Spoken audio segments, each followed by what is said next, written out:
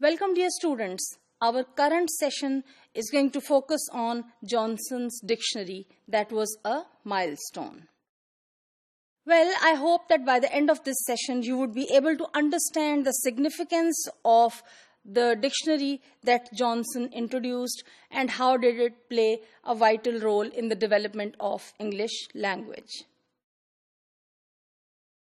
Well, my dear students, the publication in 1755 of a dictionary of the English language by Samuel Johnson in two volumes, that means, was hailed with a great achievement and with a lot of enthusiasm. It was justly regarded so, and there were various reasons why it was so much appreciated. It was the work of one man, laboring almost without any help or any assistance. So you can understand, you can guess how much work would have been, incorporated into this task. And secondly, another important reason was just in a period of 7 years' time, the two volumes of this dictionary were out in the market. Well, as no work is without defects and without strengths, so, this dictionary too had certain defects. Let us talk about them one by one. If we judge this dictionary by the modern standards, of course, it was inadequate in various ways. Its etymologies are often ludicrous. And at places, it has, prejudice. It shows prejudice. It is marred with prejudice. It has more defects, further defects. The definitions, generally that are given in it, they sound, more kind of, personal choices. They do not seem to be based on rationality. They seem to be biased. Also, this dictionary includes a lot of words with very questionable right to be regarded as belonging to English language. So, the question whether these words belong to English language or not, they, raise a question to the quality of the dictionary as well. Well, it was that not the work had all the defects or flaws. It, of course, had strengths as well. There were many virtues and positive aspects of the work. Let's see what were these. It exhibited the English vocabulary much more fully than it had ever been done before. It brought a record together of all, the possible words that it could.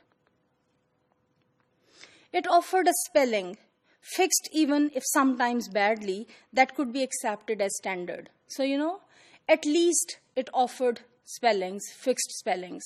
Sometimes the choices that were made were not very good, but still, the benefit that they were, an attempt was made to fix them should be acknowledged. And also it supplied thousands of quotations illustrating the use of word. The way how Johnson justified his choices of meanings was through quotations from, usage. And I think that was something very brilliant. Johnson himself remarked in his preface, where his own explanation is inadequate, the sense may easily be collected entire from the examples. So, he has given justification why he has used examples. Well, my dear students, in his preface, he says, every language has its anomalies. It has its flaws, which, though inconvenient and in themselves once unnecessary, must be tolerated among the imperfections of human things. So, he justifies that like all other human things are impure and, have imperfections, same is the case with language. And then he says, which require only to be registered. So, what he says? Imperfections of human language cannot be removed, but the purpose of the dictionary is to register them, that they may not be increased, the futuristic approach that he shows, and ascertained that they may not be confounded, but every language has likewise its improprieties and absurdities, which it is the duty of the lexicographer to correct or prescribe. So he defines the job of, the person who is compiling a dictionary as well. He further continues that the chief intent of, the dictionary is to preserve the purity and ascertain the meaning of our English idiom. So he himself has, here defined the major purpose of his work. He sums up that the pronunciation of language may be fixed, its attainment can be facilitated, its purity can be preserved, its use is ascertained, and these are all the tasks that can be done through, an endeavor like writing a dictionary. Its duration, of the preservation of language can further be lengthened through that process. My dear students, later on it was in 1756 that Sheridan wrote, and actually he acknowledged, if our language should ever be fixed, he must be considered by all posterity as the founder and his dictionary as the cornerstone. And I think he was very much right.